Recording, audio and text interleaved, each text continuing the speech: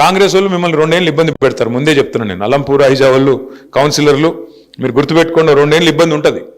కానీ సినిమాల్లో కదా లాస్ట్కి హీరో వచ్చినట్టు మళ్ళీ కేసీఆర్ గారు 2 ఏళ్లలో వచ్చేస్తాడు. లేక 3 ఏళ్ళు మళ్ళీ మీరు లాస్ట్ టర్మ్ మాత్రం, last part of your term అంటే చివరి దశ 3 ఏళ్ళు మాత్రం బాగుంటుంది. ఇంటర్వెల్కి ముందంతా వాళ్ళు, ఇంటర్వెల్ తర్వాత మనం, ఇంటర్వెల్ తర్వాత అంతా మళ్ళీ మన స్టోరీ స్టార్ట్ అవుతుంది. ఇంటర్వెల్ దాకా ఏముంటాయి, కష్టాలు ఉంటాయి కదా, అవి కొన్ని ఉంటాయి. ఇంకా మీకు ఫోన్లు వస్తాయి, ఇంకా అను వచ్చేయండి మీరు వచ్చేయండి కాంగ్రెస్లోకి, ఏం చేస్తారు మీరు ఆడుండి, అభివృద్ధి చేస్తాం, గడిది గుడ్డు చేస్తామని చెప్తారు. అభివృద్ధి లేదు, ఏమీ లేదు. వాళ్ళు దోచుకోవడానికి పుట్టినారు.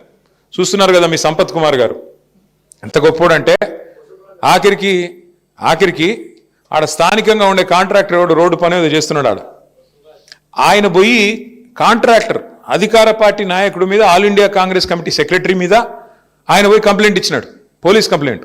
8 కోట్లు అడుగుతున్నాడు, యాడికెళ్ళి పని చేయాలి, నేను ఇంకా ఉన్నాయంతా వీళ్ళు ఉడుచుకొని పోతే మేమేం పని చేసేది, యాడికెళ్ళి చేస్తామని చెప్పి మీ స్థానిక కాంగ్రెస్ నాయకుడు, మాజీ ఎమ్మెల్యే మీద కాంట్రాక్టర్లే బాహాటంగా దోపిడీ చేస్తున్నారు కాంగ్రెస్ వాళ్ళు.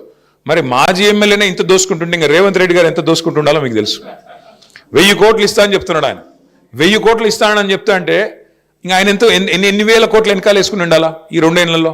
కాబట్టి ఇవాళ జరుగుతుంది ఏంటంటే, ఈ రాష్ట్రంలో దోచుకోవడం, దాచుకోవడం.